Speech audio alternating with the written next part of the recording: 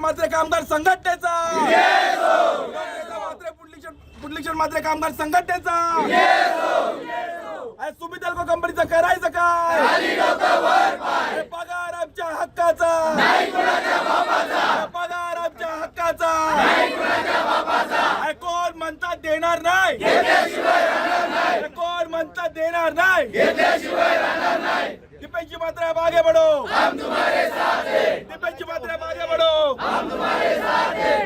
आमच्या हक्काचा, नाही कुणाच्या बापाचा. कंपनीची तानाशाही नाही चलेगी, नाही चलेगी. कंपनीची तानाशाही नहीं चलेगी, नहीं चलेगी. दीपेशजी मात्र साहेब आप आगे बढ़ो, हम तुम्हारे साथ हैं. दीपेशजी मात्र साहेब आगे बढ़ो, हम तुम्हारे साथ हैं. कंपनीची तानाशाही नहीं चलेगी, नहीं चलेगी. पगार आमचा देणार नाही, देण्याशिवाय राहणार नाही. कोण म्हणतं देणार नाही, देण्याशिवाय राहणार नाही. कोण म्हणतं देणार नाही, देण्याशिवाय राहणार नाही. पगार आमच्या हक्काचा, नाही कुणाच्या बापाचा. पगार आमच्या हक्काचा, नाही कुणाच्या बापाचा. कंपनीची तानाशाही नाही चलेगी, नाही चलेगी. आणि सुमित अल्को कंपनीचं करायचं काय? खाली डोकं वर पाय. पगार आमच्या हक्काचा, नाही कुणाच्या बापाचा. पुंडलिक मात्र कामगार संघटनेचा, पुंडलिक मात्र कामगार संघटनेचा.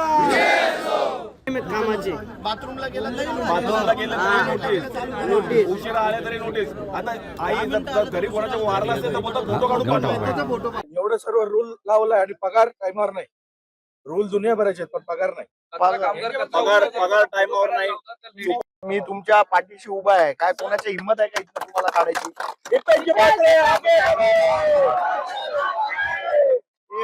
हे युनिट बिनिट वाले आहेत ना, यांचं तुम्ही यांच्या मनावर घेऊ नका. यांनी रिचार्जचे पैसे यांना भेटतात.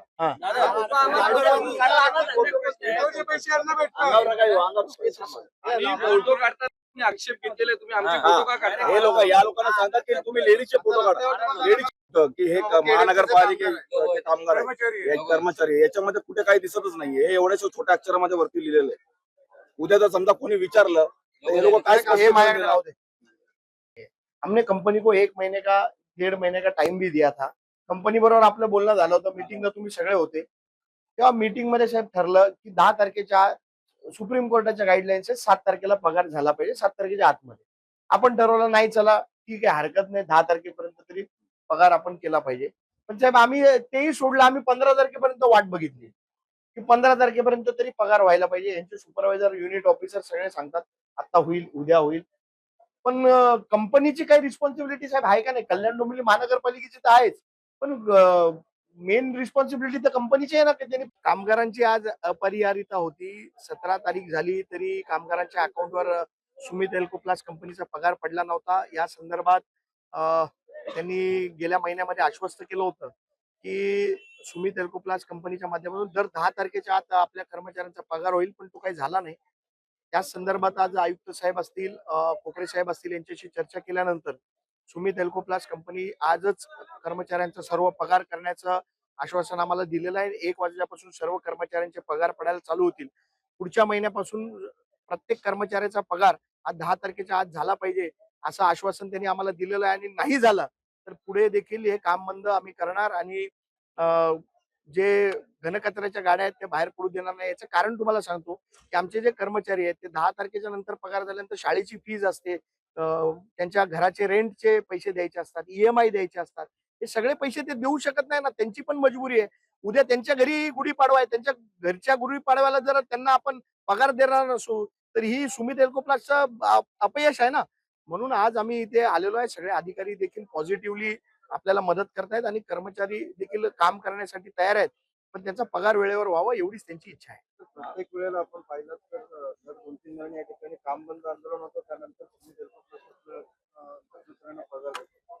तर 2-3 महिने हीच परिस्थिती असते. पण यावर कायमस्वरूपी तोडगा याच्यावरती कायमस्वरूपी तोडगा आता त्यांना सुप्रीम कोर्टानेच आदेश दिलेत की 7 तारखेच्या आत प्रत्येक कर्मचाऱ्याचा पगार झाला पाहिजे. जर पगार झाला नाही तर सुमित एल्को प्लासवरती पेनल्टी लावण्याची देखील आपण तरतूद करतोय.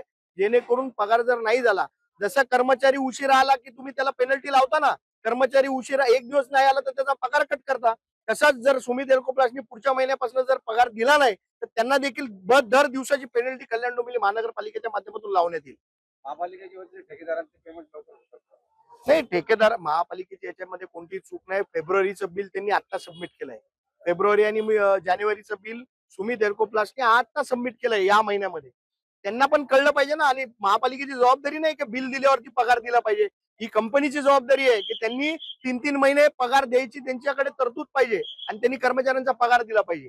आताच दीपेश म्हात्रे साहेबांनी जे सांगितलं, कामगारांचा पगार हा वेळेतच मिळाला पाहिजे आणि ते संबंधित कंपनीची जबाबदारी आहे.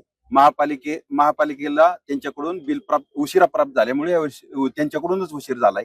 तर त्यांनी वेळेत आमच्याकडे बिल दिलं तर आम्हाला ते वेळेत देता येईल. परंतु केडीएमसीनी जरी बिल देण्यास थोडाफार उशीर झाला तर 3 महिन्याचे पेमेंट देणं ही त्या संबंधित कंपनीची जबाबदारी आहे. आणि आम्ही आता त्यांना सक्त सूचना देऊ, यापुढे असे कुठली आंदोलनाची वेळ येऊ नये. कारण यामुळे सगळं शहराला वेठीत धरलं जातं, केडीएमसीला वेठीत धरलं जातं. यापुढे अशा गोष्टी घडू नयेत ही त्यांनी दक्षता घ्यावी, याबाबत त्यांना आम्ही आता समज दिलेली आहे.